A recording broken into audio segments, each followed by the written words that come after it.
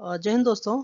अभी की जो एनसीआरबी की 2023 की रिपोर्ट आई है उसके बारे में हम बात करते हैं कि ये वुमन क्राइम रेट कितना बढ़ा हुआ है हमारे इंडिया में।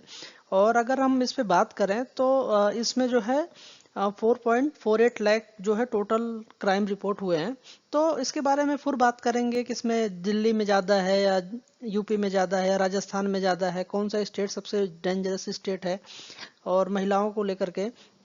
तो इसके बारे में एनसीआरबी की पूरी रिपोर्ट आई है तो उसके बारे में हम बात करते हैं। तो अगर आपने चैनल को सब्सक्राइब नहीं किया तो चैनल को सब्सक्राइब कर लीजिए और बेल आइकन को जरूर दबा दीजिएगा ताकि नोटिफिकेशन मिलती रहे, और लाइक कर दीजिएगा। और साथ में कमेंट में जरूर बताइएगा कि हम जिस वुमेन एम्पावरमेंट की बात करते हैं बट ये इम्प्लीमेंट क्यों नहीं हो पाता, ये क्राइम रेट दर साल दर साल क्यों बढ़ते जा रहे हैं। तो इसके बारे में बात करते हैं। ठीक है। तो एनसीआरबी की जो रिपोर्ट है 2023 की, उसके उसने उसमें ये कहा गया है, एनसीआरबी का मतलब बेसिकली क्या होता है, नेशनल क्राइम रिकॉर्ड ब्यूरो। ठीक है। तो ये इन्होंने रिपोर्ट पब्लिश करी है जो कि 2023 का डेटा दिखाती है कि ओवरऑल केसेस जो आए हैं हमारे इंडिया में वो 4,48,211 केसेस आए हैं जो कि क्राइम हुए हैं अगेंस्ट वुमेन। ठीक है। जो कि 2023 की डेटा को दिखाता है और मार्जिनल इंक्रीज हुआ है 0.7% का। ठीक है, जो कि कंपेयर करता है 2022 के डेटा से। ठीक। और अगर हम क्राइम रेट की बात करें तो क्राइम रेट जो है वो वुमेन पॉपुलेशन पर लाख के हिसाब से 66.2% बढ़ा है इसमें। ठीक है।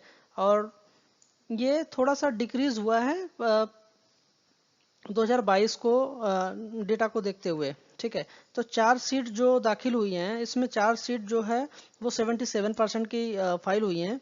और कोर्ट में जो कोर्ट केसेस जो पेंडेंसी है वो 90.8% की है। ठीक है। तो अभी भी ये सीरियस कंसर्न है कि बेसिकली कोर्ट में जो हमारे केस जाते हैं वो इतने पेंडिंग क्यों पड़े हुए हैं। ठीक है।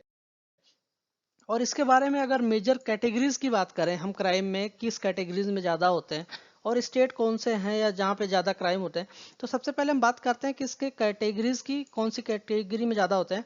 Cruelty by husband and his relatives, मतलब कि जो हस्बैंड होते हैं उनके द्वारा वाइफ को असॉल्ट किया जाता है, साथ में उनके कोई रिलेटिव जैसे माँ हो गए, बाप हो गए या भाई बहन या जो भी होते हैं, तो उनके बारे में ये बताता है कि ये जो मेजोरिटी केसेस इनके द्वारा ही आते हैं। Kidnapping and abstraction by of women, ठीक है, किडनैप करके या जो भी वुमेन्स को असॉल्ट किया जाता है उसके बारे में। Assault of women with intent of outrage and modesty, ठीक है, मोडेस्टी।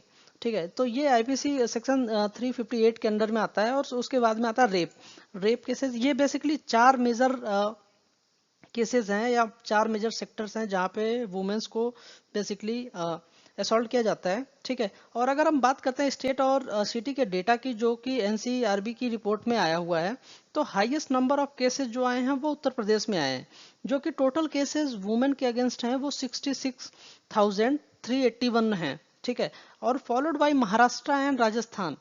तो बेसिकली क्या है कि इसमें सबसे ज्यादा जो केसेस आए वो उत्तर प्रदेश में, उसके बाद महाराष्ट्र में और राजस्थान में देखे गए हैं।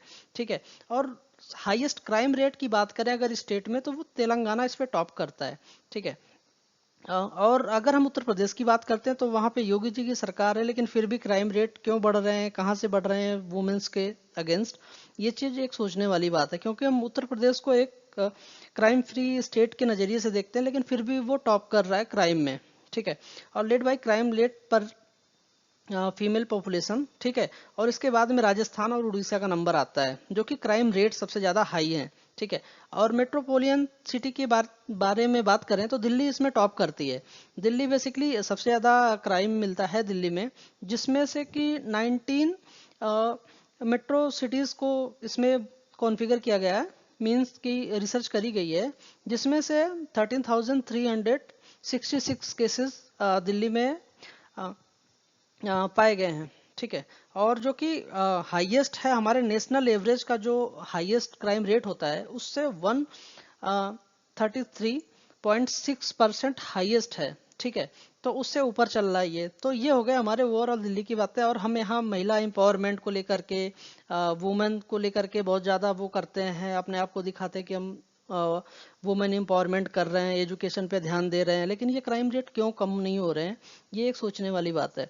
अगर आपको कुछ लगता है तो आप कमेंट में ज़रूर बताइएगा, और इसको कैसे कम कर सकते हैं, हमें क्या क्या चेंजेस करने चाहिए, ये इसके बारे में भी आप हमें कमेंट में ज़रूर बताइएगा।